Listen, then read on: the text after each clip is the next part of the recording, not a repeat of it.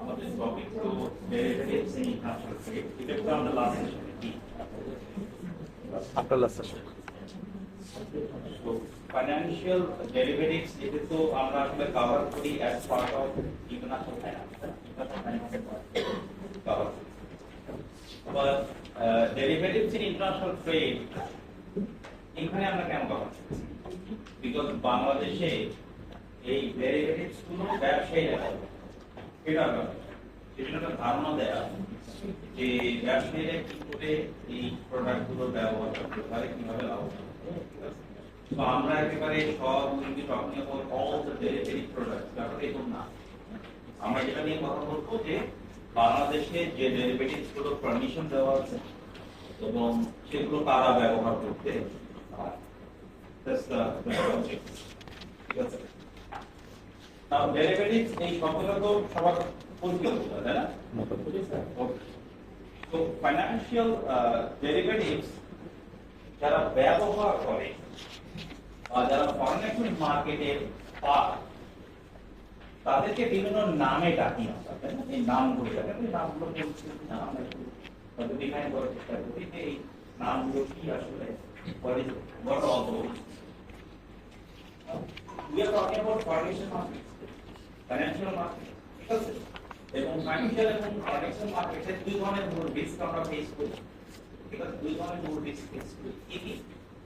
একটা হলো price risk, আর একটা হলো ফরেন এক্সচেঞ্জ রিস্ক, ঠিক আছে? ট্রেড ট্রানজাকশন ট্রেডে আমরা দুই ধরনের মূল রিস্ক ফেস করি, একটা হলো এক্সচেঞ্জ রেট প্রাইস রিস্ক, আর একটা হলো exchange rate foreign exchange rate risk. কিরকম? যেমন ধরেন আমরা যখন কন্ট্রাক্ট গুলো সাইন করি বায়ার এবং সেলার, তখন কন্ট্রাক্ট সাইন করার পরে পেমেন্ট হয় 2 মাস পরে, 3 মাস পরে, ঠিক না? 2 মাস 3 মাস পরে। আর by this time exchange rate কিন্তু লাগছে।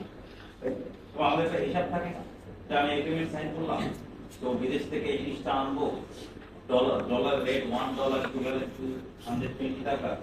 3 মাস পরে যখন পেমেন্ট করবো 130 হলে আপনার লাভ থাকবে না, লস হবে, তাই তো? ব্যাপারটা সেখানে কারণ একটা ঝুঁকি আপনি ফেস করেন যেটাকে বলে foreign exchange risk. Risk arises due to exchange rate fluctuation. Risk arises due to exchange rate fluctuation. ঠিক আছে না? নাম্বার 2 হলো price risk কিন্তু ডেভেলপিং কান্ট্রিজ একটা মেজর রিস্ক। যেটা আমি করেন বায়ার এবং সেলারের মধ্যে আপনার কন্ট্রাক্ট হয়েছে, অনেক সময় কি হয় এই মার্কেটটা আমি শিপমেন্ট করব, মার্কেট সাধারণত কমোডিটি মার্কেটে কিছু বেশি হয়, কমোডিটি মার্কেটে চাল আমি শিপমেন্ট এগ্রিমেন্ট হয়েছে 100 টাকা কিনতে, হঠাৎ গ্লোবাল মার্কেটে চালের দাম বেড়ে গেছে, দেখবেন এক্সপোর্টার কিন্তু শিপমেন্ট করে কোনো বাহানা করে শিপমেন্ট করবে না, কারণ ওর তো এগ্রিমেন্ট ছিল 100, বাইরে দাম হয়ে গেছে 120, ও শিপমেন্ট করবে না। উল্টা আবার কি হয়, আপনি শিপমেন্ট করে দিয়েছেন, ঠিক আছে, জাস্ট প্রোডাক্ট মাস থাকে, আর ইম্পোর্টার হিসাব করে দেখে যে গ্লোবাল মার্কেটে দাম হয়ে গেছে 80 টাকা, কিন্তু ওনার কাছে কিনেছি কত দামে? 100 টাকা। ও দেখবেন প্রোডাক্ট রিসিভ করে, অথবা ইম্পোর্টারকে বলে ক্যান্সেল করে, কারণ এই দুটো রিস্ক খুবই কম, ঠিক আছে? ডেভেলপিং কান্ট্রির জন্য দুইটা, ডেভেলপমেন্টের জন্য একটা। আমরা কথা কি বললাম? অনেক ডেভেলপ কান্ট্রির জন্য দুইটা রিস্ক, ডেভেলপিং কান্ট্রির জন্য একটা। ডেভেলপ কান্ট্রিতে দেখবেন ওরা অনেক সময় লোকাল কারেন্সিতে ট্রেডিং করে, যার ফলে ওদের ফরেন এক্সচেঞ্জ রিস্কটা নাই। আমরা ইউএসএ কোন কারেন্সিতে ট্রেডিং করছে? তো ও কি আছে? আমরা না, we need to convert one currency to developing কান্ট্রিতে এটা কম, কিন্তু প্রাইস রিস্ক কিন্তু সব জায়গায় কম, ঠিক আছে? তো ডেভেলপে আমাদের জন্য দুইটা রিস্ক, একটা হলো ফরেন এক্সচেঞ্জ রিস্ক, আর একটা হলো ডেরিভেটিভস এর ব্যবহার ডেভেলপ কান্ট্রিতে আলাদা হয়, জন্য ডেভেলপিং কান্ট্রিতে আলাদা। আমরা একেবারে পিওর ফাইন্যান্সিয়াল প্রোডাক্ট হিসেবে ডেরিভেটিভকে দেখি। রিমেম্বার দ্যাট ডেরিভেটিভস দিয়ে কিছু কিছু রিস্ক মিনিমাইজ করা যায়, যারা করা যায় সেটা না বলবো, আর অনেক ধরনের রিস্ক আছে সব ডেরিভেটিভ দিয়ে মিনিমাইজ করা যায়। কিছু ইন্স্যুরেন্স দিয়ে করতে হয়, কিছু কমপ্লায়েন্স দিয়ে, মানি লন্ডারিং রিস্ক কিছু কমপ্লায়েন্স দিয়ে করতে হয়, সব কি ফাইন্যান্সিয়াল ডেরিভেটিভ দিয়ে হয়? তো আমরা সেই দুটো ঝুঁকি নিয়ে কথা বলছি যেগুলো ফাইন্যান্সিয়াল ডেরিভেটিভ দিয়ে মিনিমাইজ করা যায়। তবে খেয়াল করতাম ওই রিস্কটাও আপনাদের ট্রানজেকশনে ইন্টিগ্রাল পার্ট আবার মিনিমাইজ করার টেকনিকও আপনারা বৃদ্ধি করেন। আমি রাইট এই টেকনিকগুলো বৃদ্ধি করেন তার নাম হলো ফাইন্যান্সিয়াল স্টেটমেন্টস। ঠিক আছে? আচ্ছা, পরে আমরা ডেরিভেটিভস ডেফিনিশন আছে প্লেয়ার গুলো না দেখেন ফরেন এক্সচেঞ্জ তার মানে all this are about foreign exchange transaction financial transaction. এই ছয়টা শব্দ আমরা ব্যবহার করি, তার মধ্যে উপরটা বাদ দিই আরবিট্রেজ। তবু ডেফিনিশনটা একটু নোট করে লেখেন আরবিট্রেজ কি। আরবিট্রেজ মানে হলো রিস্ক ফ্রি, আমি ফরেন এক্সচেঞ্জ মার্কেটের কনটেক্সটে কথা বলছি, সুতরাং বাংলাদেশ কনটেক্সটে ফরেন এক্সচেঞ্জ মার্কেট তো এটা নিয়ে নেব। ঠিক আছে? Risk free transactions in the foreign exchange market, risk free transactions in the foreign exchange market to earn profit, risk free transactions in the foreign exchange market to earn profit.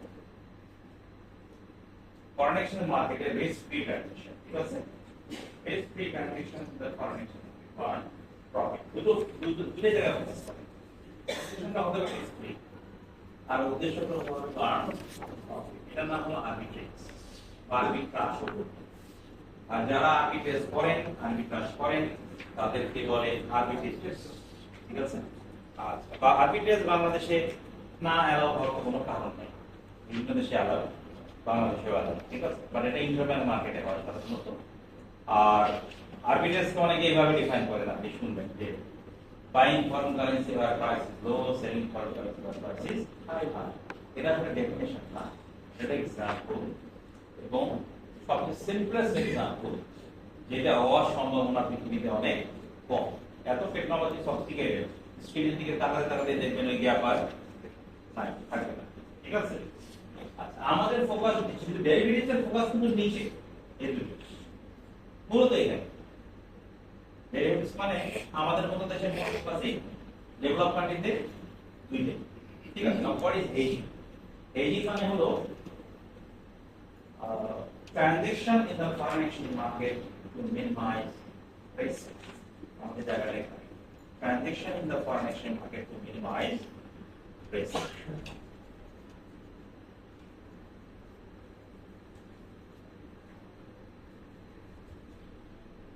এবং যারা hedging এর সাথে জড়িত তাদেরকে কি বলে? Market players who are engaged in hedging are called agents. এবং আমাদের ফোকাস আমি আগেই বলেছি বাংলাদেশের হেজার্স হলো এক্সপোর্টার্স এন্ড ইম্পোর্টার্স। আমাদের হেজার কারা? এক্সপোর্টার এবং আমরা ওদেরকে নিয়ে কথা সেলসের সাথে কানেক্ট। ঠিক আছে? Now what is speculation?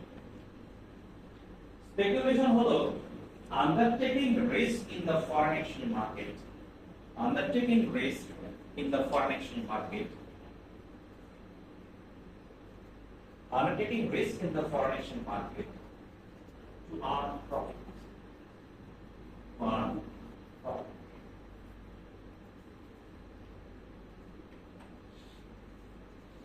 It is speculation. There is speculation for them.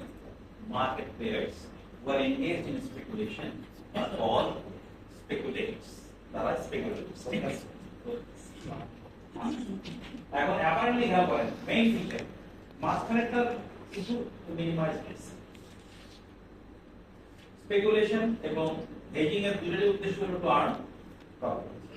যদি একটা হলো রিস্ক ফ্রি, একটা হলো রিস্ক নেয়া। তাই অ্যাপারেন্টলি কি মনে হয় বলেন? অ্যাপারেন্টলি মনে হয় কোন দুটো সিমিলার? Arbitrage and speculation. আর প্র্যাকটিক্যালি মোটেও প্র্যাকটিক্যালি সিমিলার হলো হেজিং এন্ড স্পেকুলেশন। ঠিক আছে? তাহলে স্টেপগুলো নিচে লিখেন, আমরা পরে एग्जांपल দেব। Sometimes it is very difficult. Sometimes it is very difficult. It is very difficult to make distinction. Sometimes it is very difficult to make distinction between. Sometimes it is very difficult to make distinction between hedging and speculation. কখনো কখনো hedging এবং স্পেকুলেশনের মধ্যে এই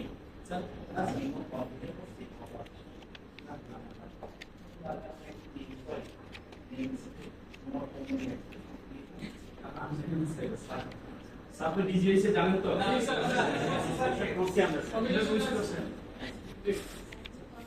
হ্যাঁ কি আপনার আমি বলতাম লিখিত স্কুলে এটাকে কি মানে কে চিনি আসবেন কি করে হ্যাঁ কি মানে ঠিক আছে আমি আমার জয়েন করি জয়েন সিলেকশন হয়ে গেছে ইন্টারভিউ প্রসেস ওগুলো সব শেষ হয়ে গেছে জয়েন আমি করি জয়েন করবো আগামী সপ্তাহে এখনো তো ওই ডিসি হয়নি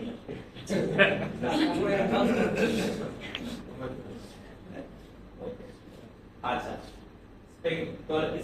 একটা স্টেটমেন্ট লিখে কি জন্য বললাম sometimes it is very difficult to make distinction between hedging and speculation কখনো কখনো hedging এবং speculation এর মধ্যে আমরা ডিসটিংশন করতে পারি ঠিক আছে এই যে কথাগুলো আমরা বলছি এগুলো কিন্তু আমরা এক্সপ্লেইন করব এক্সপ্লেইন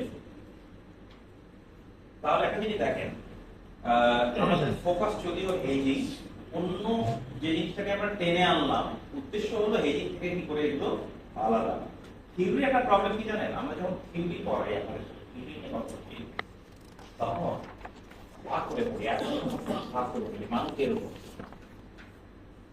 সিনেমা একজন নায়ক এবং একজন ভিলেন প্র্যাকটিক্যালি কিন্তু সবাই নায়ক সবাই তাই না ভিতরে সবাই সবার মধ্যে আমরা থিওরি করাই এরকম এরা হলো রেজার এরা হলো স্পেকুলেশন প্র্যাকটিক্যালি আমরা সবাই রিস্ক মিনিমাইজ করি এবং আমাদের প্রত্যেকের মধ্যে স্পেকুলেটিভ মাইন্ড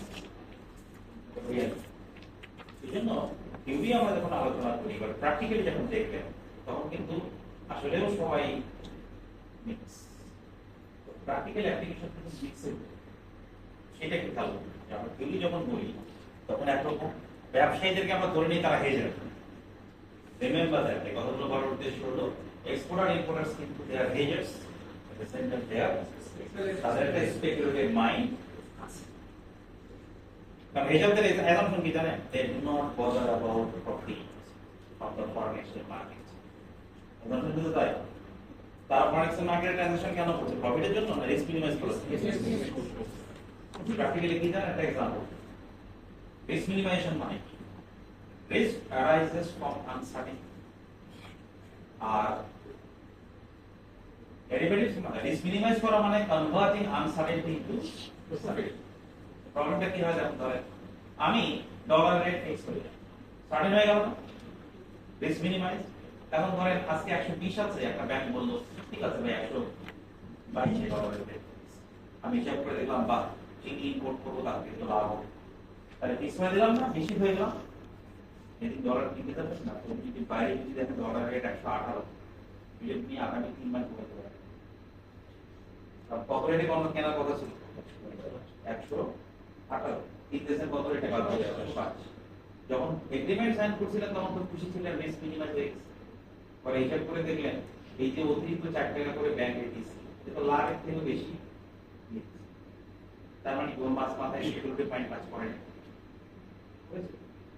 আইন অনুযায়ী বইয়ের ভাষায় তো তার এটা কনসিডার করার কথা ছিল না আমরা কনসিডার ঠিক আছে সুতরাং রিস্ক মিনিমাইজেশন মানে ভালো derivative risk minimisation is always good derivatives এর মাধ্যমে রিস্ক মিনিমাইজেশন ভালো এটা কিন্তু মনে করার কোনো খারাপ নেই রিস্ক মিনিমাইজেশন মানে কি জানেন সার্টেন করে দেওয়া মানে কি করে আমার হেলথ খারাপ হবে এই ভয় কি করে দিলাম আল্লাহ দেবে আমার হেলথটাকে ফিক্স করে খারাপ তো হবে না ভালো কিন্তু আর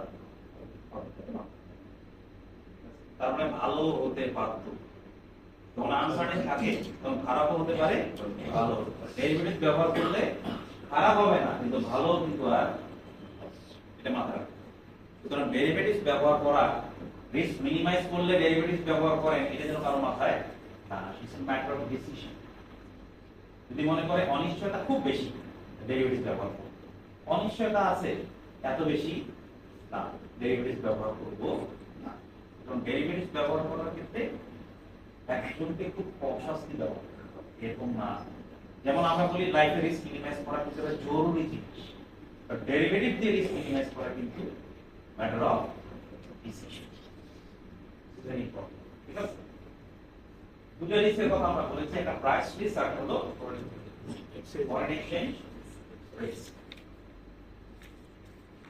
আমাদের প্রোডাক্ট কি আছে? প্রোডাক্ট হলো ট্রেড, আমরা ট্রেডের ভাষায় কথা বলি, স্টক ট্রেডের ল্যাঙ্গুয়েজে কথা বলি। তো স্পট বাংলাদেশের কনটেক্সটে একটা কথা মাথায় রাখতে হবে যে আমাদের ফরেন এক্সচেঞ্জের যা কিছু পার্সেন্ট ট্রেড সেন্স সেটা বাইরে কিছু ফরেন এক্সচেঞ্জ ভাবি আমরা ট্রেড সেন্স। কালকে একটা ক্লাস ছিল এক্সপ্রেশন নিয়ে কথা বাংলাদেশের ডিসকাশনের পিকুলিয়ারিটি আমরা ট্রেডারদের সাথে কথা বলি যে ভাই এই সেশনটা একটা ইনক্লুড করেছিলাম, তোমরা হয়তো বুঝতে পারছো যে এই সেশনটা না আসলো। আপনাদের সাথে আমরা কথা বলার সময় ফরেন এক্সচেঞ্জ কিন্তু ট্রেজারি টেনে আনছি কেন? কিন্তু ট্রেডের সাথে ট্রেজারিকে আলাদা করতে পারছি না, কারণ আমাদের trade centric treasury, foreign exchange treasury foreign exchange, কারণ ফরেন কারেন্সি ট্রানজাকশনটা কি সেন্ট্রিক? Trade centric. আবার যখন ট্রেজারিতে যাই না আমরা, মজার ব্যাপার ট্রেজারির সাথে যখন কথা বলি তখন ওনাদেরকে বুঝাইতে হয় আপনার ফরেন এক্সচেঞ্জ মানে পিওর ফরেন এক্সচেঞ্জ না, আপনার ফরেন এক্সচেঞ্জ মানে কি? ট্রেড। পারপাসটা কি? ট্রেড। তার মানে অন্য দেশের ট্রেজারি কমপ্লায়েন্স নিয়ে যতটা সিরিয়াস না হবে, বাংলাদেশের ট্রেজারিকে কমপ্লায়েন্স নিয়ে সিরিয়াস হতে হবে। যেটা ট্রেডের রিস্ক ওটা কিন্তু treasury risk, foreign exchange risk. কারণ পারপাসটা কি? ট্রেড। এবং এর ফলে কি হচ্ছে, এটার মাধ্যমে কিন্তু দেশ থেকে টাকা চলে যাবে, মানি লন্ডারিং হবে। সুতরাং খেয়াল করেন, যেখানে ফরেন এক্সচেঞ্জ ওখানে আমাদেরকে ট্রেড টেনে আনতে হচ্ছে, আর যেখানে ট্রেড ওখানে আমাদের ফরেন এক্সচেঞ্জকে টেনে আনতে হচ্ছে। এটা কাস্টমাইজেশন আমাদের গ্লোবাল কনটেক্সট এগুলো আলাদা করে, এদিকে ফরেন এক্সচেঞ্জ, এদিকে ট্রেড। এখানে বেসিক প্রোডাক্ট হলো স্পট, এই ট্রানজাকশন আমরা স্পট বা নরমালি ডলার টাকাতে কনভার্ট করি, এটা হলো ট্রানজাকশন স্পট, যেটা বেশিরভাগ ক্ষেত্রে স্পট মার্কেট তাই বাংলাদেশ ব্যবহার করা হয় ট্রেডের জন্য বেশিরভাগ ক্ষেত্রে। আর নিচের গুলো ফরওয়ার্ড, ফিউচার, অপশন, সোয়াপ, এই চারটা হলো এগুলোকে বলে ডেরিভেটিভস। ঠিক আছে? কেন বলে derivatives? Because value of this products are derived from the basic product spot. Spot যদি না জানি এগুলো ক্যালকুলেট ফরওয়ার্ড করতে হবে। তাহলে বেসিক প্রোডাক্ট কোনটা? স্পট। এর আরেকটা নাম আছে, হ্যাঁ স্পট আরেকটা নাম আছে, ফাইনান্সিয়াল ইঞ্জিনিয়ারিং টুলস। এগুলোকে বলে ফাইনান্সিয়াল ইঞ্জিনিয়ারিং টুলস। এবং ফাইনান্সিয়াল ইঞ্জিনিয়ারিং শব্দটা কিভাবে ব্যবহার করি আমরা বলি, এই একটার সাথে আরেকটাকে লিংক করি, এটার সাথে এটা, এটার সাথে এটা, এটা করে একটা প্রোডাক্ট ডেভেলপ করি, তার নাম হলো ফাইনান্সিয়াল ইঞ্জিনিয়ারিং। এবং এগুলোর মূল উদ্দেশ্য হলো আইডিয়াল উদ্দেশ্য, বাট এগুলো দিয়ে কি করা যায়? রিস্ক নেওয়া যায় এবং প্রফিট আর্ন করা যায়। Let me tell you one thing, আপনি যখন ফরেন এক্সচেঞ্জ মার্কেট নিয়ে কথা বলছেন, স্পেশালি যদিও কেউ ট্রেডের ব্যাপার না, এটা স্পেকুলেশন শব্দটাকে কখনো নেগেটিভলি পারসিভ করবেন, ভালো শব্দ স্পেকুলেশন। ঠিক আছে? যেমন আপনি যদি অনেকে শেয়ার বাজারে ইনভেস্ট করেন, কার জন্য ভালো বলে? যে রিস্ক মিনিমাইজ করতে খারাপ, যে রিস্ক মিনিমাইজ করতে। স্পেকুলেশন এবং হেজারদের মধ্যে একটা বেসিক ডিফারেন্স আছে।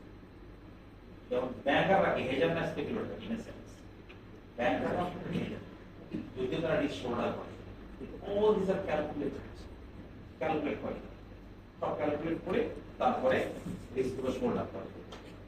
কিন্তু ক্যালকুলেট করার ক্ষেত্রে ওনারা একটা রুল ফলো করে, বইয়ের রুল। ঠিক আছে? আপনি দেখবেন আপনারা যারা এখানে আছেন না, এখানে দেখবেন সবাই বইয়ের রুল ফলো করে সফল, আবার এদের মধ্যে দেখবেন 3 জন আছেন তারা বইয়ের রুল না ফলো করে।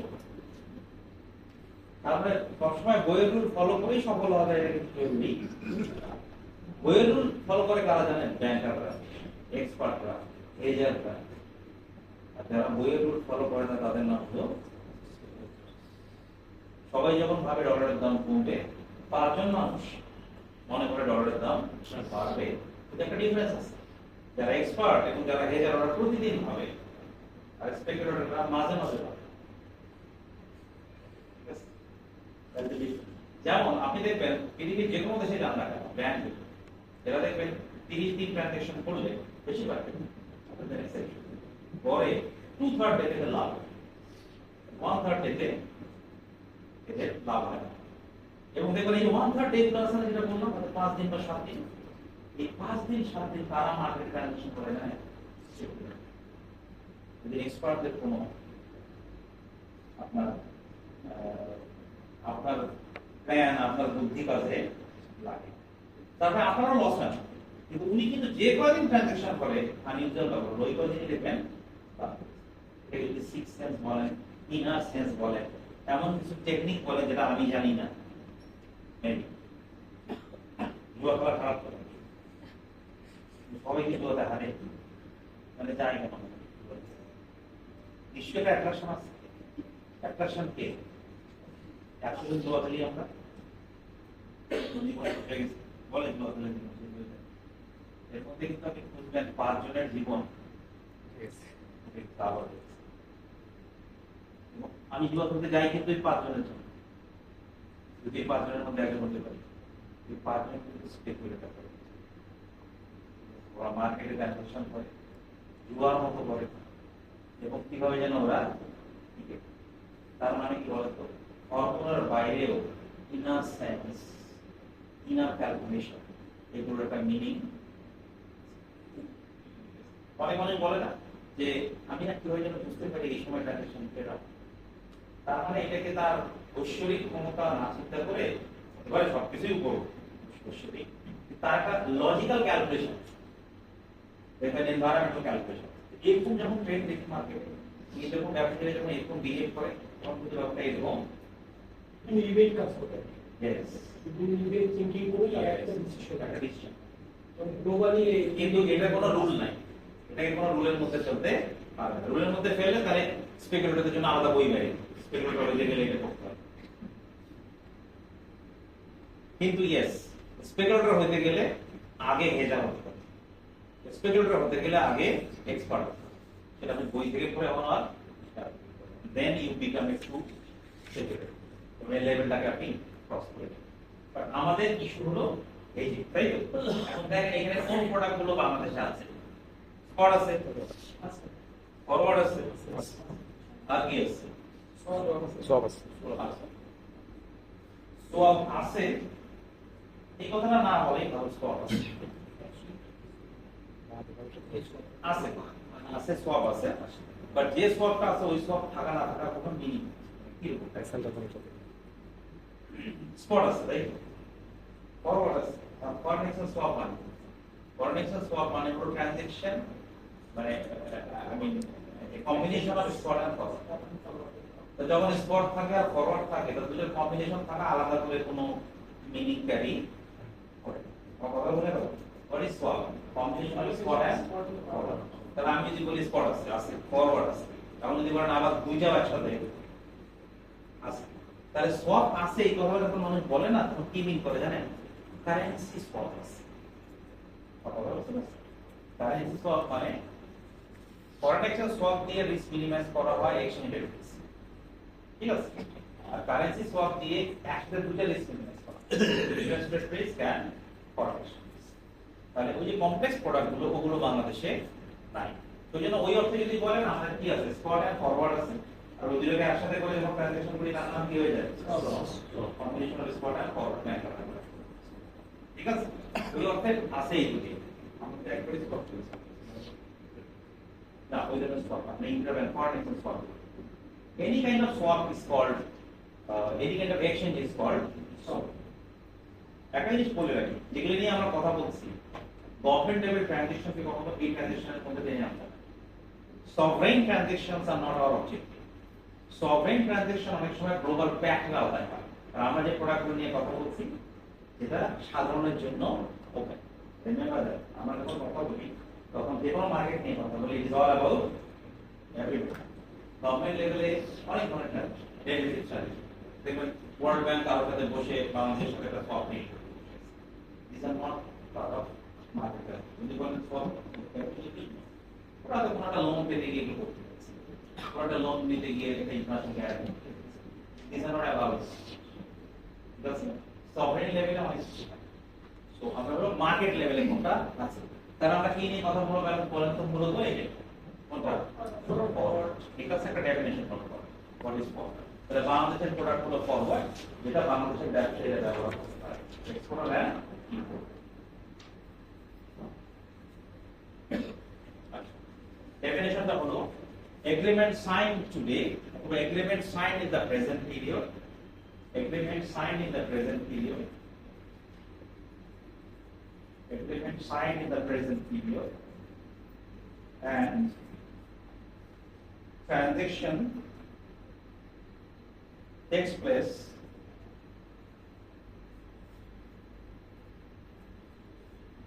at some future date.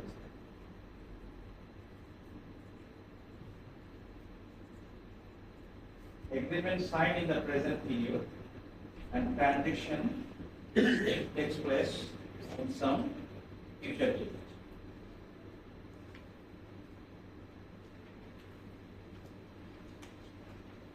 আজকে এগ্রিমেন্ট সাইন হলো বা ট্রানজিশন কবে হবে ফিউচারে হবে ঠিক আছে দুই ধরনের ফরওয়ার্ড হতে পারে forward purchase forward sale forward purchase ব্যবহার করবে ইম্পোর্টার ফরওয়ার্ড সেল ব্যবহার করবে এক্সপোর্টার ঠিক আছে forward purchase and forward sale forward purchase ব্যবহার করবে ইম্পোর্টার আর ফরওয়ার্ড সেল ব্যবহার করবে এক্সপোর্টার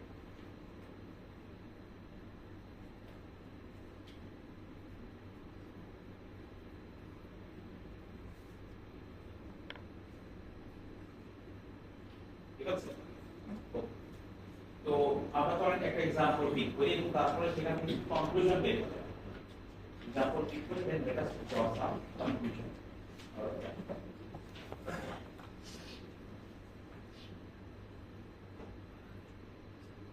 যেমন ধরেন agreement sign today and transition takes place in some future date এই ব্যাপারটা ব্যবসায়ীদেরকে আফেক্ট করে কিভাবে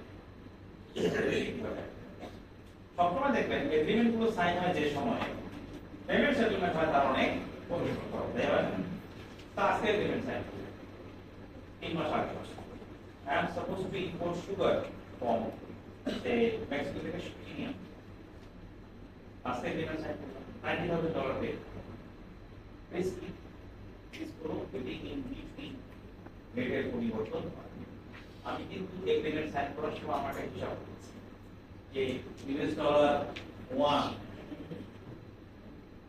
বিডিটি 120 মোটামুটি এটা যদি 122 এর মধ্যে থাকে তারপরেও বাজারে যা দাম সেখানে লাভ হবে অনেক ফ্যাক্টর কিন্তু আছে লাভ না হতে পারে রেট ঠিকঠাক করে লস হতে পারে না চিন্তা কমে গেল কত জানা কিন্তু মোটামুটি আমার মনে হচ্ছে এই বড় রিস্ক কিছু কোনো ফ্যাক্টর কিছু কিন্তু যদি এই রেটটা এর মধ্যে না থাকে আমি কিন্তু কি করব সেটা যদি বেড়ে যায়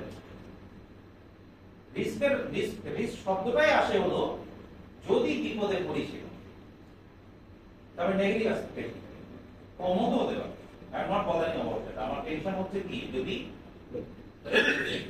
ঠিক আছে রিস্ক শব্দটাই সেটা সুতরাং আমি কোন ধরনের এগ্রিমেন্টে যেতে পারি সুতরাং আমি ঢাকা ব্যাংকে চলে গেলাম ট্রেজারিতে ঢাকা ব্যাংক আমাকে বললো ফাইন ওদের পরে প্রোডাক্ট আমাদের একটা প্রোডাক্ট আছে যে ফরওয়ার্ড এটা আমি আমাদের সাথে ফরওয়ার্ড নিতে চাই 3 মাস পরে আপনাকে দাও ঠিক আছে দুই ধরনের ট্রানজাকশন একটাকে বলি আমরা ওটিসি ওভার দ্য কাউন্টার আরেকটাকে বলে এক্সচেঞ্জ ট্রেডেড দুই ধরনের প্রোডাক্ট ফাইন্যান্সিয়াল মার্কেটে না কতগুলো জেনারিক ট্রেন্ড আছে ওই ট্রেন্ডগুলো শব্দটা শুনেই আপনি বুঝতে পারেন যে মার্কেটের লেভেলটা কি এটা বুঝতে পারি যেমন আপনাকে যদি বলি যে আপনি জানেন ওই এক্স কান্ট্রিতে মানে একটা ওদের ফরওয়ার্ড মার্কেটে ওদের ফিউচার ট্রানজাকশনে খুব একটা এই জিনিসের ট্রানজাকশন হয় যে বললাম না ফিউচার মার্কেটে এই জিনিসের ট্রানজাকশন হয় দেশের নামও শুনে কোন ঘটনা কিছু শুনেন না একটা জিনিস শুনেছেন কি ফিউচার মার্কেটে এই জিনিসের ট্রানজাকশন হয় সাথে সাথে আপনি পারসিভ করবেন যে এই মার্কেটটা খুবই সফিস্টিকেটেড মার্কেট কেন মানে ফিউচার মার্কেট আছে স্ট্যাবলিশ ফিউচার মার্কেট আছে এটা বলি এরকম একটা জিনিস হলো exchange traded product exchange traded কোথায় হতে পারে? তার মধ্যে একটা হলো ফিউচার। যদি একটা এক্সাম্পল বলি, এটা ওই দেশের exchange traded product, without any কোনো জাজমেন্ট ছাড়াই সাধারণ কনক্লুশন ড্র করতে পারেন ওই দেশের ফাইন্যান্সিয়াল মার্কেটটা খুবই স্ট্রং। ঠিক আছে, ভেরি স্ট্রং ফাইন্যান্সিয়াল। বাংলাদেশে আমরা এক্সচেঞ্জ ট্রেডেড প্রোডাক্টের কথা এখন কল্পনা করতে পারি না। এক্সচেঞ্জ ট্রেডেড প্রোডাক্টের মধ্যে সবচেয়ে পপুলার প্রোডাক্টের নাম হলো ফিউচার। ঠিক আছে, most popular sophisticated exchange traded product কল্পনা করতে পারি।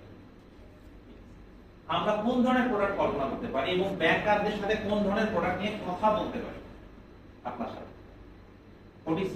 কাউন্টার থেকে বেচা কেনা হয়, আমরা কি কাউন্টার হোল্ড করি, তাই না? মার্কেটের দিক থেকে বিবেচনায় কিন্তু ভালো করে ফাইন্যান্সিয়াল মার্কেটের বিবেচনায় আমার হচ্ছে ফর্মাল মার্কেট, আমি রাইট? ফাইন্যান্সিয়াল মার্কেটের বিবেচনায়, ফাইন্যান্সিয়াল সেক্টরের বিবেচনায়, ঠিক আছে, আমার সবচেয়ে ফর্মাল। কিন্তু ফাইন্যান্সিয়াল শব্দ সরাই দেন, মার্কেটের বিবেচনায় কিন্তু আমরা সেমি ফর্মাল। এই জিনিসগুলো যখন আমরা কনসেপ্ট বুঝি, কনসেপ্টে নিজেকে কি বলে অ্যালাইন করতে। আমি যদি বলি যে ব্যাংকিং মার্কেট কিরকম, bank market as a market, banking কিরকম অ্যাজ এ মার্কেট, তাহলে কি ফাইন্যান্সিয়াল মার্কেট থাকে মার্কেট, আমাদের স্ট্রাকচার কিন্তু সেমি ফর্মাল। কারণ ফর্মাল মার্কেট মানে হলো এক্সচেঞ্জ, একদম ফর্মাল মার্কেট। এই ফর্মালের সাথে রেগুলেশনের সম্পর্ক নেই, এই ফর্মাল সম্পর্ক হলো অ্যাকুরেসির সাথে। How accurately you identify price. যেমন আমরা বলি informal, semi formal, formal. Informal কোনটা? মার্কেটিং। ইনফর্মাল কোনটা? এই কাঁচা বাজার, টিকার করে শেয়ার বিক্রি করতেছে, কার্ড মার্কেটে টাকা পয়সা, কোনটা ইলিগাল হতে পারে, কোনটা ইলিগাল হতে পারে। যদি পারমিশন দেন রাস্তাঘাটে টাকা ডলার এমনি বিক্রি করা যাবে, পারমিশন দিলে কোনো সমস্যা নেই। কিন্তু ইনফর্মাল মানি চেঞ্জাররা যে ট্রানজাকশন করে সব ইনফর্মাল। সেমি ফর্মাল আমরা সেমি ফর্মাল না বলে এটাকে বলে ওটিসি, ওভার দা কাউন্টার। কারণ মার্কেটে এই মার্কেটের ডেফিনিশনটা কিসের উপর বেস করে জানেন? Price determination. মার্কেট শব্দটাই হলো ডিমান্ড এন্ড সাপ্লাই। আর ফর্মাল কোনটা? Exchange, commodity exchange, future exchange, stock exchange, সব এক্সচেঞ্জ গুলো হলো ফর্মাল। কিন্তু ফাইন্যান্সিয়াল মার্কেট যখন বলবেন তখন কিন্তু ফর্মাল মানে হলো এটা কি রেগুলেটেড না লেসেড, সেগুলো অনুযায়ী। এবং আমরা কিন্তু মার্কেটের ডেফিনিশনে আমাদের স্ট্যাটাস কি? তাহলে আমাদের জন্য কোন প্রোডাক্ট ভ্যালিড? ফরওয়ার্ড অপশন হতে পারে, কারণ অপশন এক্সচেঞ্জে ট্রেডেড হয় আর ফরওয়ার্ডও হয়। ফর এক্সচেঞ্জ অপশন আসলে কোন প্রোডাক্ট? অপশন হলো ফরওয়ার্ড ফিচারের সাথে ফিচার যোগ করলে তার নাম কি হয়ে যাবে? Engineering option. অপশন সোয়াপ দেখবেন একটা কিছুই টাইপ মেইন প্রোডাক্ট কিন্তু হলো ফরওয়ার্ড এন্ড ফরওয়ার্ড একটা ওটিসি। এগুলোর সাথে সোয়াপ বানাতে গেলে কিছু যোগ বিয়োগ করি, কিছু ফিচার যোগ করি। অপশন তো পুরোটাই ফিচার, অপশন হলো পুরোটাই ফিচার, এডিশনাল ফিচার যোগ করা। ঠিক আছে, সো একটা ফাউন্ডিং প্রোডাক্টের নাম হলো হেজিং এর সবচেয়ে ফাউন্ডিং প্রোডাক্টের নাম হলো ফরওয়ার্ড। এটা ইম্পোর্টার ব্যাপার। কিভাবে করছি? ঢাকা ব্যাংকে চলে গেলাম, ঢাকা ব্যাংক আমার সাথে এগ্রিমেন্ট করার সময় এই তিনটা জিনিস ফিক্স থাকে, সে রেটটাকে ফিক্স করে দিলাম। আমি ফরওয়ার্ড দিব ভাই ডলার, যে বললো ঠিক আছে ফাইন, ইউএস ডলার বিডিটি 121 আমি আপনাকে দিচ্ছি। এই রেটটাকে বলে ফরওয়ার্ড রেট, এই রেটটাকে বলে ফরওয়ার্ড রেট। यस, এখন কি জন্য সে করবে? ফর সার্টেন ক্যালকুলেশন, আমরা ওদিকে যাব না, এইটুকু বলি যে ঢাকা ব্যাংক এর হিসাব অনুযায়ী 121 বিক্রি করে ঢাকা ব্যাংকের লস হবে না। এবং তার সাধারণ ক্যালকুলেশন হলো, সাধারণ কনসেপ্ট হলো ওই সময় রেট 121 উপরে যাবে না। ঠিক আছে, অথবা আরেকটা পারসেপশন হলো আমি অন্য কোনো জায়গা থেকে 121 এর কম রেটে ডলার পাবো, সো 121 বিক্রি করলে আমার লস হবে না। তার ক্যালকুলেশন নিজস্ব। ঠিক আছে, তাহলে রেট কত দিচ্ছে আমাকে? 100। কোয়ান্টিটি কত?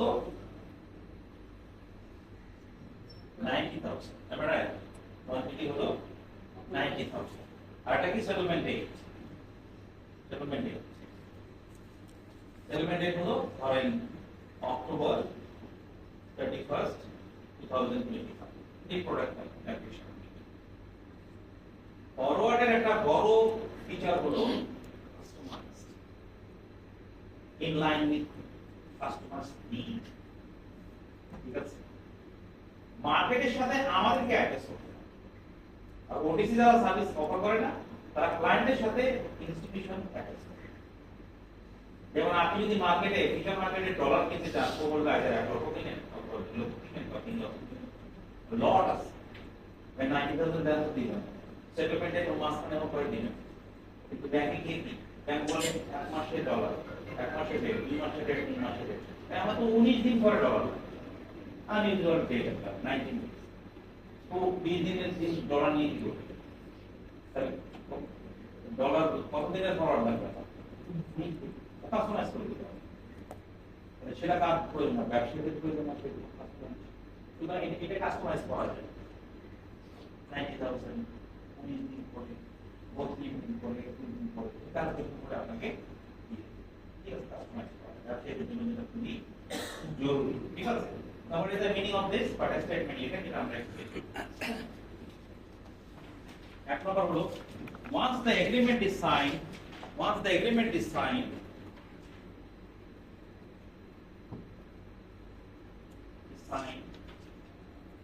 you have to take this.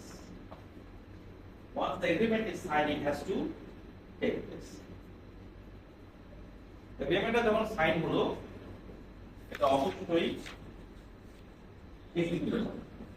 ঠিক আছে, তার মানে কি এগ্রিমেন্ট কিন্তু সাইন হলো, ওই দিন আমাকে যেতে হবে এবং ডলার কিনতে ব্যাপারটা কি দাঁড়াতে হবে যে ওই দিন আমি যাবো, যদি না যাই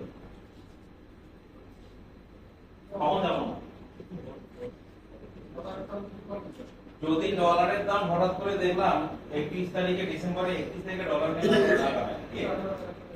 দেখলাম 121, দেখলাম 118, আপনি আমাকে কি বলবেন? বাংলাদেশে তো আরো পাবেনি। ঠিক আছে, আর যদি 121 এর উপরে হয় তাহলে তো দেখবেন সকালে দাঁড়াচ্ছে। তার মানে একটা স্টেটমেন্ট লিখেন, ইট involves credit risk, it involves credit risk. Risk of default আছে না,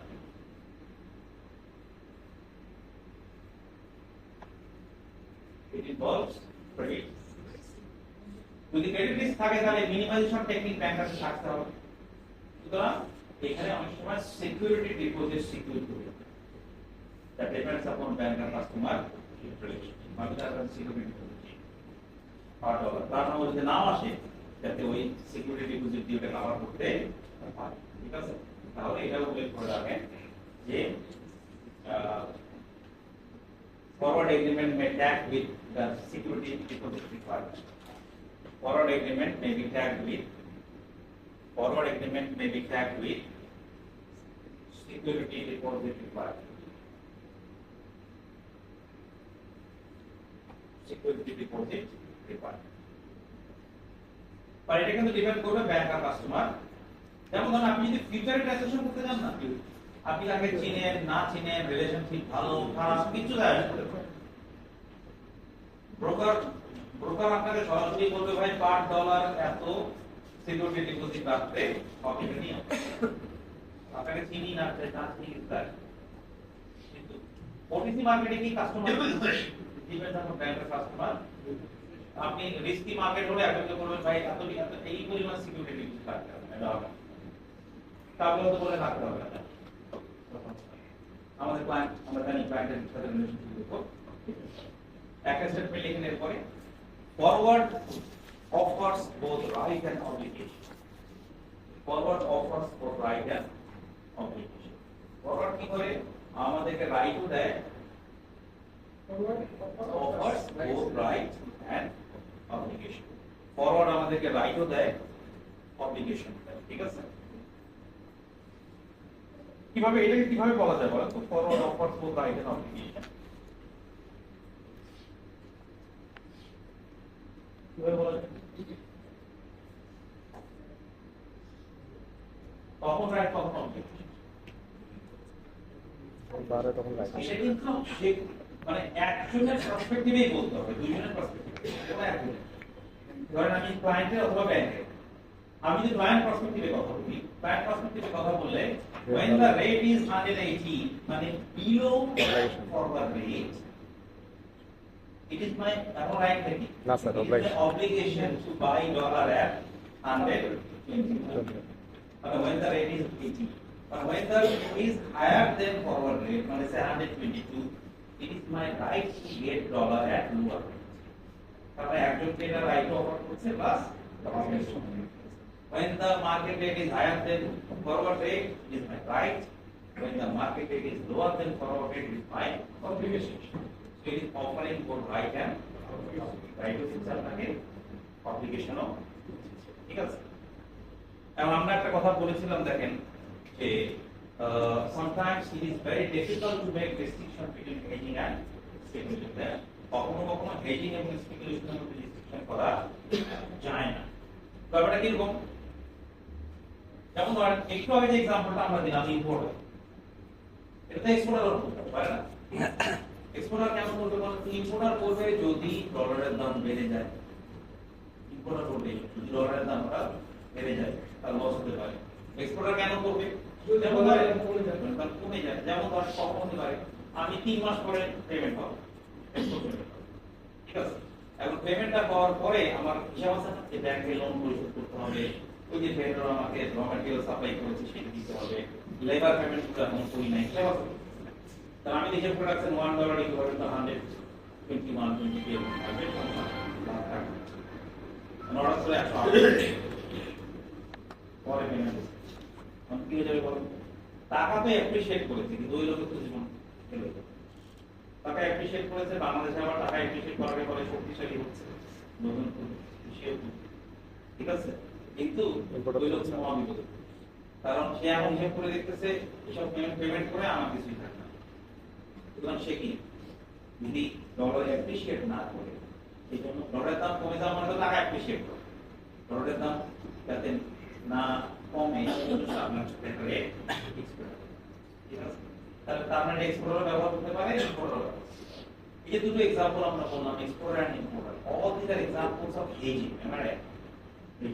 এটা স্টেটমেন্ট আমরা বলেছিলাম প্রথমে, sometimes it is very difficult to make distinction between hedging and speculation.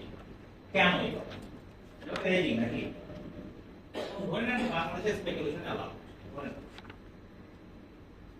তাহলে এইটা করেছেন কি বাংলাদেশের ইম্পোর্ট। আমি ধরেন আমি মনে করি যে আমি ধরে নেন আমি মনে করি যে আমি স্পেকুলেটর এবং আমি মার্কেটকে এক্সপার্টের থেকে ভালো করছি। তাহলে আমি কি করবো জানেন? আমি এইটা সেম এগ্রিমেন্টটা সাইন করবো। কারণ আমার ক্যালকুলেশন বলে যে ওই দিন মার্কেটে 121 থাকবে না, ওই দিন মার্কেটে কমপক্ষে 125। আমার হিসাব হলো এই $90,000 প্রত্যেক দিন করবো, তার ওখান থেকে কিনে মার্কেটে 125 টিতে বিক্রি এবং আমার লাভ, ঠিক আছে। তারপরে দুটো এগ্রিমেন্ট একই না।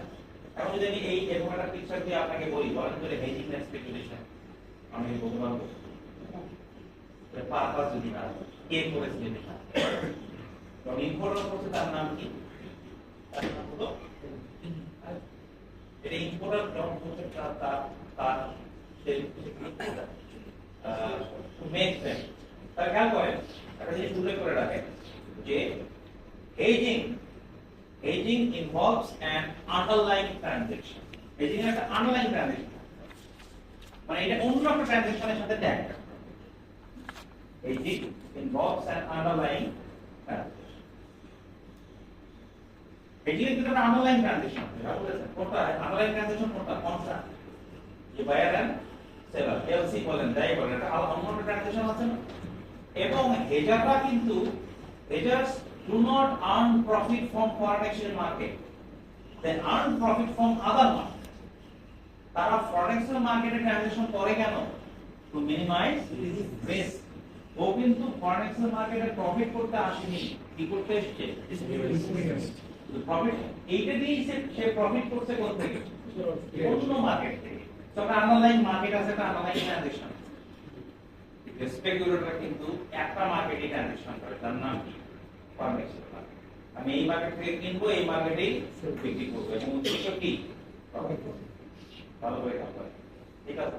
সেকেন্ড হলো একটা পার্থক্য খেয়াল করবেন, হেজিং এর উদ্দেশ্য থাকে কনজাম্পশন, হেজিং এর উদ্দেশ্য থাকে কনজাম্পশন,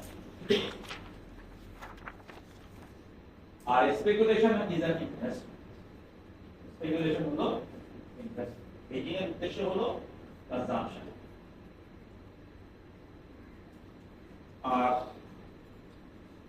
এখানে কিন্তু ডলার কনজিউম করছে, পেমেন্ট ইজ এ কনজাম্পশন, ঠিক আছে, পারপাস আছে তার, ডলারটাকে ব্যবহার করবেন, কথা ব্যবহার করার জন্য ডলার কিনছেন না, আর ও কি ব্যবহার করার জন্য ডলার কিনলো না আবার বিক্রি করে দেওয়ার জন্য ডলার? যদি ইনভেস্টমেন্ট না দেন ও কিন্তু ওটা কিন্তু ব্যবহার করবে না, এটাকে আবার বিক্রি করে দিবে, রাইট?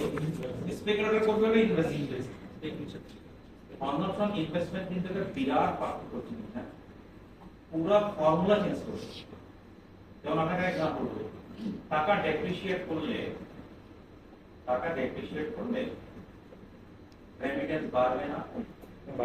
বাড়বে স্যার, বাড়বে। কেন করতেছেন? বাড়বে কি জানেন? টাকা বেশি পাবে। কারণ আপনার মাথায় ইনভেস্টমেন্ট করতেছেন, বইয়ের মধ্যে ইনভেস্টমেন্ট লেখা আছে। আমি যদি বলি বারুক আর না করুক, বাংলাদেশের রেমিটেন্স গুলো একই থাকে। স্টাডি করতে আমি যখন স্টাডি করে এভিডেন্স করে আপনার গ্রামে যাবেন, গ্রামে এই 5-6টা পরিবার আছে, তারা পরিবারের সাথে কথা বলতে, ভাই এখন বাংলাদেশের রেমিটেন্স খুব হাই লেভেল না, যে ভাই আপনার কাছে কত টাকা, আপনি বলেন 30,000, উনি কত 20,000, আপনি 22,000, ফ্যামিলিতে আছে না? তারপর হঠাৎ দেখবেন বাংলাদেশের ওভারঅল রেমিটেন্স অর্ধেক হয়ে গেছে, আমাদের কাছে আবার স্যার কত আসে আপনার, দেখবেন exactly same sample program, global figure অর্ধেক, ফ্যামিলি ফিগার বাংলাদেশের রেমিটেন্স আসে কনজাম্পশন খরচ না আসে খাওয়া। এমন করেন নাকি আপনারা পরিবারের টাকা পাঠাইতে হবে, আমি তারা জয়েন করছি টাকা লাগবে আছে না, এমপি লেভেল জয়েন করার সময় ভাই টাকাগুলো রেকর্ড হবে, তারপরে না মানুষ কম করবে, নাকি মাঝে মধ্যে চিন্তা করেন আচ্ছা রেট ভালো হোক তারপরে পাঠাচ্ছে, তাহলে কদিন না খেয়ে থাকে। বাংলাদেশে যা রেমিটেন্স আসে কনজাম্পশন পারপাসে আসে, ওটা আসেই, বরং যখন দেখবেন যে গ্লোবাল রেমিটেন্স কমে গেছে, তার মানে মার্কেটে গিয়ে দেখেন মার্কেট রেট আর কাপ মার্কেটের রেট অনেক আলাদা। যখন দেখবেন বাংলাদেশের প্রচুর রেমিটেন্স আসছে, নিশ্চিত থাকেন রেট দুটো একেবারে, কারণ পাঠানোর সময় খালি দেখে যে ভাই লিগালি পাঠাইলে কত আর ইলিগালি পাঠাইলে কত, ডিফারেন্স যদি 1 টাকা হয় ওই পর্যন্ত অনেস্ট থাকা, কতক্ষণ ঘুষ খাবো তো ডিফারেন্স যখন 5-6 হয়ে যায় তখন তো আপনি কন্ট্রোল তখন আর অনেক টার্ম কি কনজাম্পশন। আপনি যে ফান্ডামেন্টালসটা বলেন এটা কিসের থিওরি? ইনভেস্টমেন্ট। সেটা বই হলো ইনভেস্টমেন্ট। আমি যদি ব্যবসায়ী হই, রেটের কি অবস্থা দেখে ডিসিশন নেব বাংলাদেশে টাকা নেই সময়, কারণ আমি এটা অ্যাফোর্ড করি আপাতত, কারণ আপনারা জমা রাখার সময় চিন্তা করেন না গাড়ি এখন কিনবো, চালও এখন কিনবেন, এটা ইনভেস্টমেন্ট। তো ডিসিশনের ব্যাপার আছে না, লাক্সারি প্রোডাক্ট, ইনভেস্টমেন্ট, এগুলো একই ফান্ডামেন্টাল ফলো করে, নেসেসারি প্রোডাক্ট, কনজাম্পশন, এগুলো একই এগুলি আলাদা। এই যে দেখবেন ঈদের সময় আমরা কোরবানির সময় পেঁয়াজ কিনে রাখা, তাই না? তো দেখবেন আমরা সবাই পেঁয়াজ কিনে রাখি কারণ ঈদের সময় কনজাম্প করবো, তাই তো? তাহলে এমন কি আছেন নাকি আপনি পেঁয়াজ কিনে রাখলে আর ঈদের সময় বা দাম ভালো, আপনার খারাপ লাগছে কেন কিনছিলাম পেঁয়াজ, দুঃখ হয় নাকি? কিনে রাখছি টেবিল ও বাস ফিনিশ, হ্যাঁ না আমার জুম করে তো আর ওইটা দেওয়ার ব্যাপার কার টেনশন হবে জানেন, বিক্রি করবে এই দেশ, ও দেখবেন কেনার পরের থেকে ওর টেনশন 3 গুণ হয়ে গেছে, এবার তো দাম বাড়তেছে না, কি সমস্যা সারা বাজারে করতে হবে। আপনি নিশ্চয়ই পেঁয়াজ কিনে রাখার পরে বাজারে করেন, এবার পেঁয়াজ কিনে রাখছি তো একটা পারপাস হলো কনজাম্পশন, একটা পারপাস হলো ইনভেস্টমেন্ট। আমাদের যখন হেজিং এর কথা বলি ইজ অল অ্যাবাউট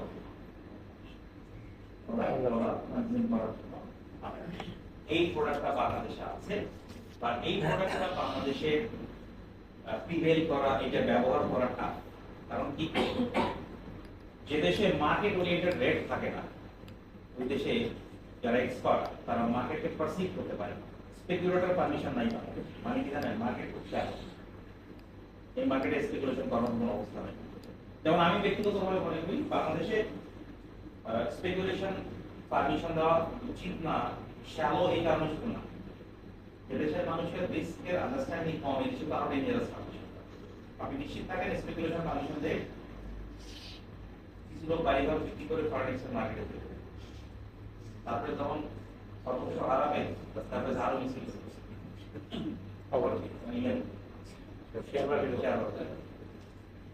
যাদের এই রিস্কের আন্ডারস্ট্যান্ডিং গুলো কম, এদেরকে নিয়ে আরো বিপদ বেশি। ঠিক আছে, যে ওই জন্য ওই জিনিসগুলো এখন বাংলাদেশের মতো মার্কেটে আন্ডারস্ট্যান্ডিং ডেভেলপ না করা পর্যন্ত সুযোগ দেওয়া উচিত। এমনি তো আমাদের মার্কেট সাইজ এরকম না যে স্পেকুলেশন ফ্রি না, ঠিক আছে।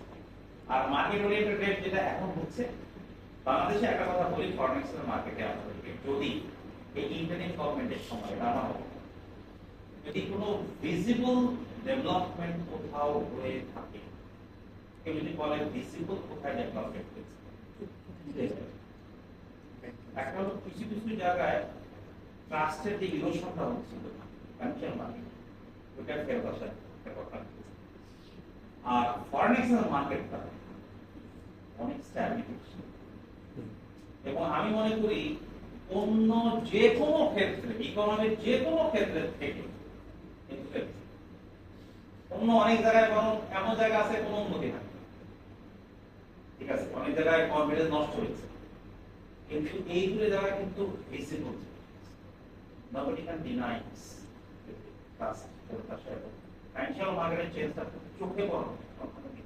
খেয়াল করে দেখবেন যে আপনি যদি এই গভর্নমেন্টের সফলতার জায়গা বলতে চান, অন্য অনেক অসফলতা অসংখ্য জায়গা আছে, সফলতার জায়গা বলতে গেলে সিরিয়ালি তখন ইনফ্লেশন লেভেলের এই অবস্থা, তখন মার্কেটে কিন্তু ফার্নিচার মার্কেটে একটা কনফিডেন্স মার্কেটে স্টেবল রাখলে আস্তে আস্তে দেখবে ডেরিভেটিভ প্রোডাক্টগুলোর ট্রানজাকশন বাড়বে, ঠিক আছে। কনফিডেন্স না আসলে কখনো বাড়বে। সেকেন্ড আরেকটা প্রোডাক্ট যেটা বাংলাদেশে অ্যালাউ, শুধু সেটাই বাংলাদেশে আরেকটা প্রোডাক্ট অ্যালাউ, যেটা Bangladesh bank guidelines on foreign exchange পাবেন, তার নাম হলো কমোডিটি সোয়াপ। কমোডিটি সোয়াপ একটা ফরওয়ার্ড বললাম, একটা প্রি প্রোডাক্ট অ্যালাউ, এটা হলো কমোডিটি। একটা জিনিস মনে রাখবেন প্লিজ, যে ফরেন এক্সচেঞ্জ মার্কেটে যে নামগুলো ব্যবহার করি, কমোডিটি মার্কেটে ওই নামগুলো একই রকম না, স্লাইটলি ভ্যারি, ঠিক আছে, সিমিলার বাট একই রকম না। কিন্তু কমোডিটি মার্কেটে আমরা ফরওয়ার্ড শব্দটা অনেক লিটারেচারে পাবেন, বাট বেশিরভাগ ক্ষেত্রে ফর্মালি ফরওয়ার্ড শব্দটা ব্যবহার করি, ঠিক আছে। ওই ফরওয়ার্ডটাই সোয়াপের মতো মনে করা, কেন সেটা আমরা দেখো, ঠিক আছে। তো কমোডিটি সোয়াপ বাংলাদেশে 2007 সালে আলাদা করা হয়, 2007 সালে কমোডিটি সোয়াপ আলাদা করা হয়েছে। কমোডিটিস কোনগুলো জানেন কি? ব্র্যাকেটে লিখে রাখেন, তিন ধরনের কমোডিটি আছে, তিন টাইপস অফ কমোডিটি। একটা হলো এগ্রিকালচারাল কমোডিটিস,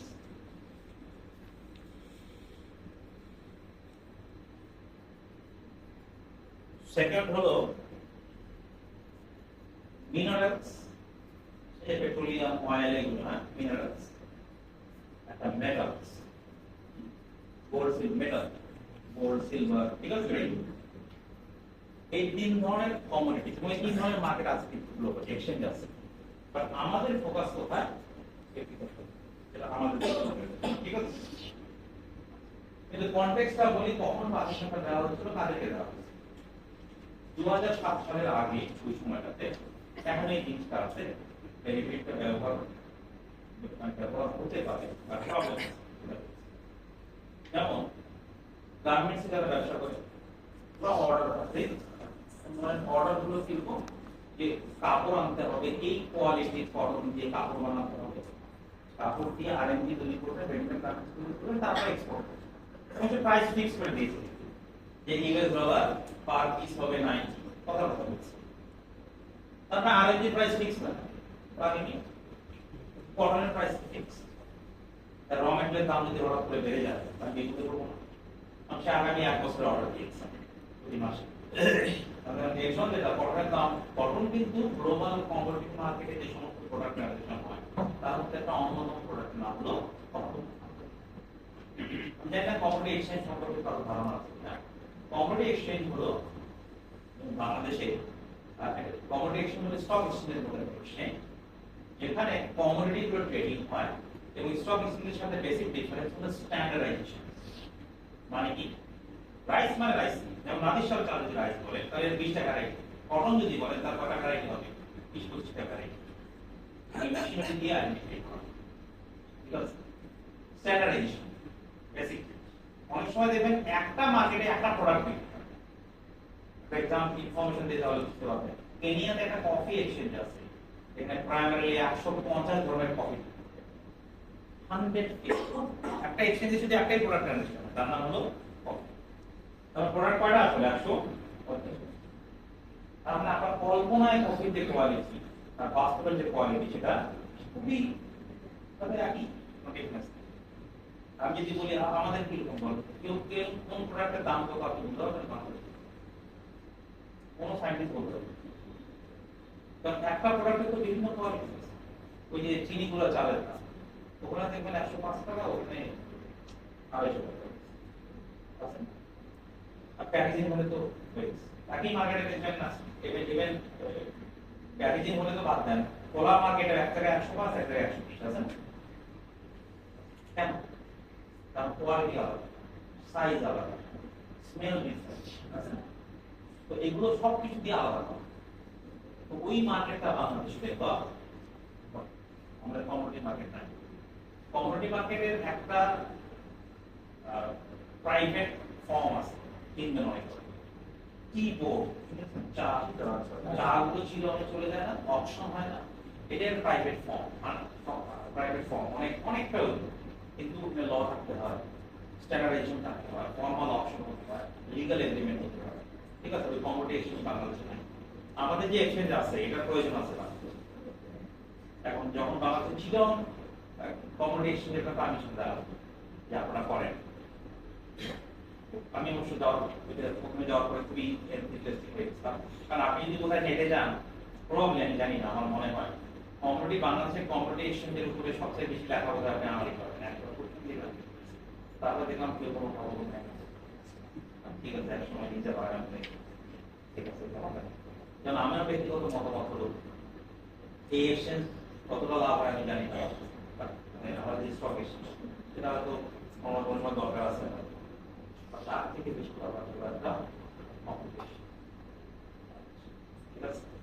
কম্পিটিশন বাংলাদেশে হয়নি।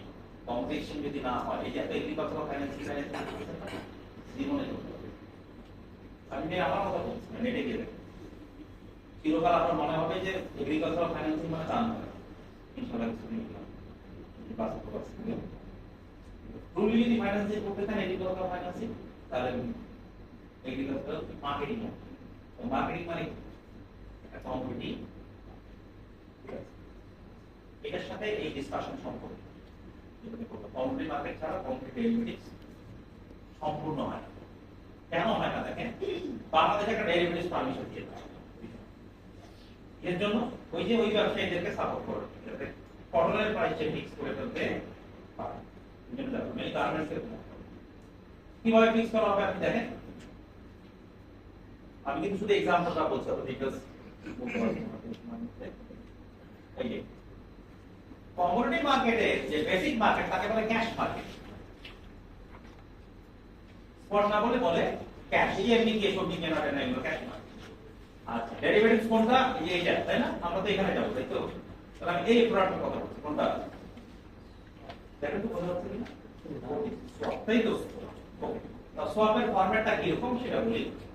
2007 সালে প্রথম যে ট্রানজাকশনটা হয়েছিল আমি আমার ভালো মনে আছে, দ্যাট ওয়াজ বিটুইন স্কয়ার থেকে সাইন বাংলাদেশের এন্ড স্ট্যান্ডার্ড চার্টার্ড। একটা জিনিস মনে রাখবেন এই প্রোডাক্টটা আমাদের ব্যাংকগুলো লোকাল ব্যাংকগুলো অফার করতে পারবে না, বা সেটা আপনাকে জানতে হবে যে আপনার ক্লায়েন্ট যদি তার এই প্রোডাক্টটা প্রয়োজন হয় তার জন্য আপনি রেফার করতে পারেন, ঠিক আছে? আচ্ছা ব্যাপারটা কিরকম, এই ফরম্যাটটা দেখেন যে আমি এসসিবি তে চলে গেলাম, এসসিবি তে যাওয়ার পরে এসসিবি আমাকে বলল ফাইন ইউ হ্যাভ প্রোডাক্ট, কারণ আমার একটা হিসাব আছে না যে $90 করে হলো পার ইউনিট আমার কারেন্ট, আমার একটা হিসাব আছে না যে ম্যাক্সিমাম পণ্যের দাম কত হলে আমার লাভ থাকবে। তা আমি একটা রেঞ্জ চিন্তা করে গেলাম, যদি পার বেল অফ কটনের পার বেল যদি $30 থেকে $40 এর মধ্যে থাকে তাহলে আমার লাভ। তারপরে এসসিবি তে গেলাম, এসসিবি বলল ফাইন কোন ধরনের কটন, তারপরে প্রোডাক্ট স্পেসিফিকেশন, তারপরে কি ডলার মানে ডলার না, কটন মানে কটন স্পেসিফিকেশন। আপনি ধরেন আমি কিন্তু লেম্যান্স ল্যাঙ্গুয়েজ ব্যবহার করছি, আইডিয়াল ল্যাঙ্গুয়েজ, কারণ আমরা ওই ডিসকাশনে যাই। ধরেন C4 quality cotton, product specification cotton 4 C4 cotton 4, ঠিক আছে। সেকেন্ড হলো কত কোয়ান্টিটি, ধরেন 4000 বেল, 4000 বেল কটন আমার দরকার এই সামনের কোয়ার্টারের জন্য, ঠিক আছে। আর প্রাইস কত, আমি এসসিবির সাথে কথা বলে ওনারা আমাকে বললো যে ঠিক আছে 135 পার বেল। কিভাবে পেল এই প্রাইসটা, এই প্রাইসটা পেল হলো যারা বাংলাদেশের মাল্টিন্যাশনাল ব্যাংক, আমাদের ব্যাংকিং ইন্ডাস্ট্রিতে একটা জিনিস আমরা খুব ভালোভাবে জানি না বা ব্যাংকারদের একটা বড় মার্কেট কিন্তু কমোডিটি, ঠিক আছে। এই জন্য বড় বড় ব্যাংকগুলোর কমোডিটি মার্কেটে ব্রোকারেজ হাউস থাকে, ওদের আছে, ওরা ব্রোকারেজ হাউস থেকে এই প্রাইস, যেমন ওদের সাবসিডি দিবে brokerage house, SCB subsidy HSC subsidy আছে, ওরা ওখান থেকে প্রাইস নেয়। তার প্রাইসে কোথা থেকে বিক্রি করছে, ব্রোকারেজ হাউস। কত অফার করছে আপনাকে, 135, ঠিক আছে। তারপরে কি সেটেলমেন্ট ডেট, কবে পর্যন্ত আমি কটনটা ইম্পোর্ট করব, কবে কটন কিনতে হবে, তাহলে যে অক্টোবর 31, 2025। এখন একটা মুশকিল ব্যাপার আছে, নিচে যেতে হবে, এর নাম হলো জেগে আছেন তো বেশিক্ষণ নাই, যে রেফারেন্স প্রাইস, ঠিক আছে। তো রেফারেন্স প্রাইস, তো রেফারেন্স প্রাইসটা হলো ফরেন এক্সচেঞ্জ মার্কেটে, মার্কেট কিন্তু একটা চিন্তা করেন তো, ঢাকা স্টক এক্সচেঞ্জ আর চিটাগং স্টক এক্সচেঞ্জ দুই জায়গায় একটা শেয়ার লিস্টেড আছে, দাম কি একই? তার মানে গ্লোবালি কটনের C4 কোয়ালিটি কটন সারা বিশ্বে আছে, সব জায়গায় দাম কি একই হবে? কিন্তু আপনাকে রেফার করতে হবে কোন মার্কেটে কত হচ্ছে, কারণ আমি কোন মার্কেটকে পিক করতে পারি। আমি যদি আমেরিকা থেকে ইম্পোর্ট করি তাহলে আমি আমেরিকায় যারা সাপ্লায়ার তারা যে কোন মার্কেটে ট্রেডিং করে, ঠিক আছে। আমি দেখলাম যে তারা আমেরিকার সবচেয়ে যেটা কমোডিটি এর নাম শুনে থাকবেন, Chicago Board of Trade, oldest এবং most famous global commodity exchange, Chicago Board of Trade. Chicago Board of ট্রেডে আমরা রেফারেন্স প্রাইস, মানে C4 কোয়ালিটি কটন ট্রেডিং হয়, আমার সাপ্লায়ার মোটামুটি ট্রেডিং করে, ঠিক আছে। এই এগ্রিমেন্ট, এই ইনফরমেশন গুলো নিয়ে কার উপর ডাউট আছে? এই বোঝার ইনফরমেশন গুলো এটা তো ওইটা ওই পাশে, ঠিক আছে। তো প্রোডাক্ট স্পেসিফিকেশন হলো C4, কোয়ান্টিটি হলো 4000 বেল, প্রাইস হলো 135 per bale, October settlement date October 31, 2025, এবং রেফারেন্স প্রাইস হলো শিকাগো বোর্ড অফ ট্রেড। একটা জিনিস তো খেয়াল করতে পারে, যদি উল্টা দিকে হয়, এক্সপোর্ট হয়, তাহলে বাংলাদেশের কোনো কমোডিটি এক্সচেঞ্জ নাই যে রেফারেন্স প্রাইস আপনি দিতে পারেন, আছে না? নাই, রাইট। আমরা এটা ইম্পোর্ট করব, কারণ এই পারপাস ইম্পোর্ট করব। এখন এটা মানেটা হলো স্ট্যান্ডার্ড ব্যাংক আমাকে এই কটনটা ইম্পোর্ট করতেও হেল্প করবে না, এক্সপোর্ট করতেও হেল্প করবে না। এই কাজটা কারা করছে? ট্রেজারি করছে। তাদের কাজ হলো শুধুমাত্র রিস্কটাকে মিনিমাইজ করা, অন্য কিন্তু কিছুই সে আমার জন্য করবে না। আমাদের তার মানে কি বলেন তো, 31 October Chicago Board of trade এই কটনের অকশন হবে, অকশনের প্রাইস চলে আসলো 140, ডেবিট প্রাইস কত? 135, ডিফারেন্স কত? এসসিবি আমাকে বলবে আপনি 4000 বেল কটন কিনে ফেলেন, আমি পার বেল আপনাকে $5 করে দিই। তার মানে আমি কত করে কিনছি? 120 করে, 140 করে। কিন্তু ও যদি 5 করে দিয়ে দিবে, আমার খরচ কত পড়ছে? ঠিক আছে, আমাকে শুধু মার্জিনটা দিবে। অন দ্য আদার হ্যান্ড, যদি এটা 130 হয়, তাহলে কিনবো আমি 140 করে আর এসসিবি তে গিয়ে $5 করে জমা দিয়ে আসবো। বললাম তারপরে আমার খরচ কত করতে হবে 140 যদি বেশি হয় বাকিটা কে দিয়ে দিবে SCB। কম হলে কাকে দিতে হবে তারপরে আমার খরচ করলো ফিক্স করে দেবে ঠিক আছে এটার নাম সোয়াপ কেন এটা তো ফরওয়ার্ড এগ্রিমেন্ট সাইন দিলে transaction takes place in some swap মানে এক্সচেঞ্জ সোয়াপ শব্দটা এসেছে হলো যে কোন কনসেপ্টটা থেকে এই রেটটা এটা কার রেট কে ডিক্লেয়ার করছে SCB আর এই মার্কেটে যে রেট হবে এটা কার রেট এটা আমার না আসার রেট তাহলে এই ডিক্লেয়ারটা আমাকে কিনতে হবে তাহলে এটা আমার এটা কার SCB আমারটা ভেরিয়েবল আর এটা হলো ফিক্স আমি SCB কে বললাম চলেন দুজনে এক্সচেঞ্জ করি আপনি যে রেটটা ডিক্লেয়ার করেছেন ওটা আমি দেব আমি আমার যে রেটটা ভেরিয়েবল এটা কে পে করবে SCB কে ব্যাপারটা তাই হলো এই জন্য এটা নাম হলো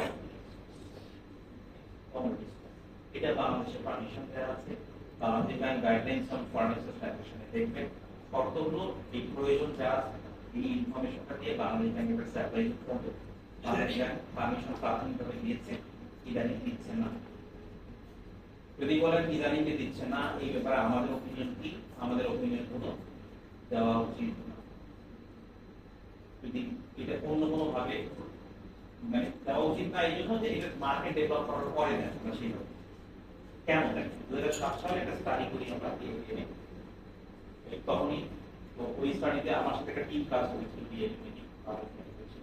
এবং আমাদের কমিটির ওপিনিয়ন ছিল এই প্রোডাক্টটা এখন না দিয়ে একটু ডিলে করে দেওয়া উচিত আমাদের একটা কমিউনিটি মার্কেটে ইনিশিয়েটিভ নেওয়া হোক তারপরে এগ্রিকালচারাল লোনটাও ডেভেলপ করবে প্লাস আমাদের মানুষরা জানবে যে গ্লোবালি একটা মার্কেট যদি থাকতো কমিউনিটি মার্কেট তাহলে কিন্তু আপনাকে আমরা এই কথাগুলো বলতে হতো না কমিউনিটি মার্কেট কিভাবে আছে ওকে আপনারা জানতেন আমাদের একটা কমিউনিটি মার্কেট আছে আমাদের একটা আন্ডার ডেভেলপ সারা পৃথিবীতে ডেভেলপ ঠিক আছে যেমন এখন কিন্তু স্টক এক্সচেঞ্জ কি জিনিস এটা কি মানুষকে বলতে হয় জানে কিন্তু এরকম একটা মার্কেট আছে প্রথম যখন আসলো গ্রামের লোকজন প্রথম এটার নাম শুনছে কিভাবে জানেন যে এই লোক বাড়িঘর বিক্রি করে সর্বশান্ত হয়ে গেছে ছবি আসছে কি জন্য হলো ভাই আর মার্কেটিং এই যে শেয়ার মার্কেটে ওটাই নাকি এরকম কিছু আছে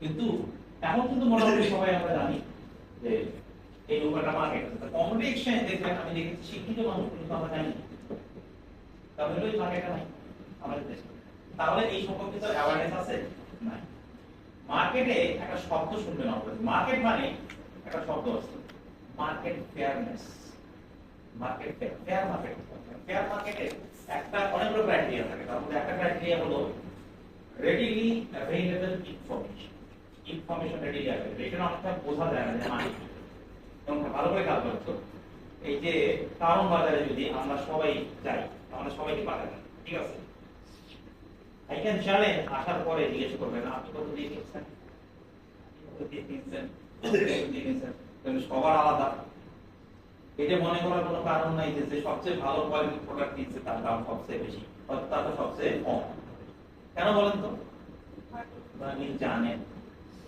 কোথা থেকে কিনতে হবে কিভাবে বার্গেনিং করতে হবে ওনার কাছে মার্কেটিং ইনফরমেশন আছে যেটা সবচেয়ে ভালো কোয়ালিটি কিনেছেন আর আমি জানি না এক জায়গায় গিয়ে সামনে পাইছি ওইটা কিনে নিয়ে চলে আসছি আপনি যদি শুনে আমাকে বলে তাহলে ওই জায়গায় কেন গেছেন ওটা তো সবচেয়ে বেশি দাম চাই দোকানটাই তার মানে কি বলেন তো ইনফরমেশন যদি ট্রুলি মার্কেট ফেয়ারনেস চান তাহলে সবাইকে একই রকম ইনফরমেশন আপনি এখানে মার্কেট ফেয়ারনেস আছে আমি এসসিবি তে যাব আমি ব্যবসায়ী এসসিবি থেকে বলবো ভাই বলেন তো এই মার্কেট আমি বুঝি না একটু বলেন বললো আমাকে তারপরে বললাম আচ্ছা এইটা কি কেনা ঠিক হবে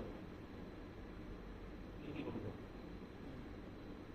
কি বসে আছে কেন এটা বলার জন্য যে কিনেন না অবশ্যই আপনার খুবই উপকার যদি আমি ইন্টারভিউ প্রশ্ন করি আমার যদি উপকার হয় তাহলে আপনার কেন একটা জিরো সাম কেন একজনের উপকার হলে আর একজনের অপকার হবে কারো 5 টাকা লাভ হলে আর একজনের 5 টাকা লস দুজনের লাভ একসাথে হবে নাকি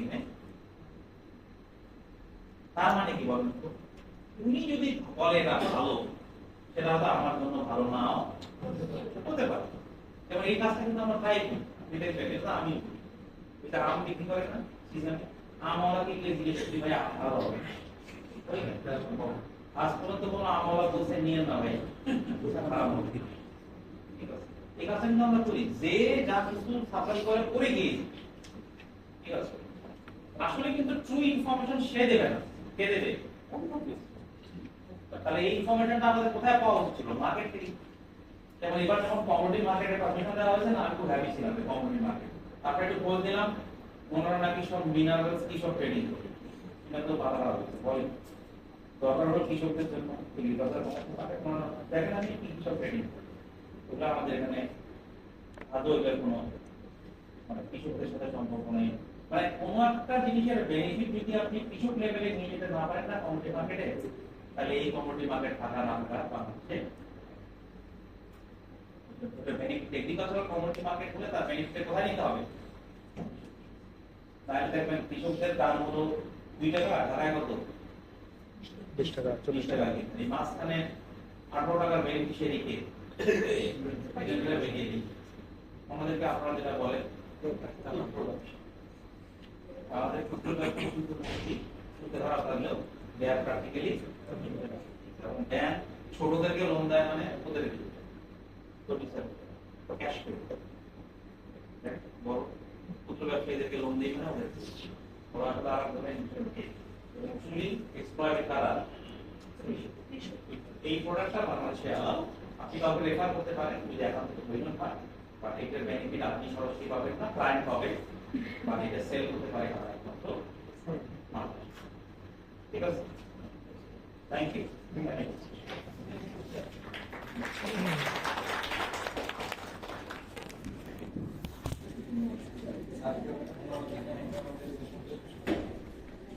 চলে যায় 11:30